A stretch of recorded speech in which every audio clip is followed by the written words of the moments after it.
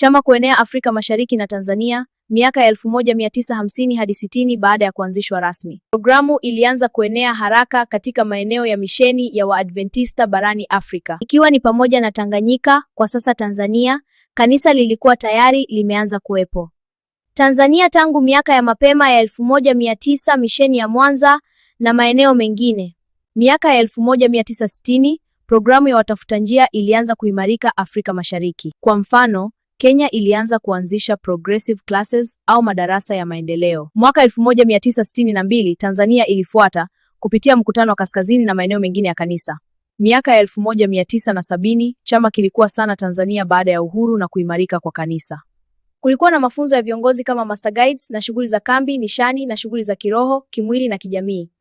Naomba follow account yetu, like na share ili kuendelea kupata mwendelezo wa masomo haya.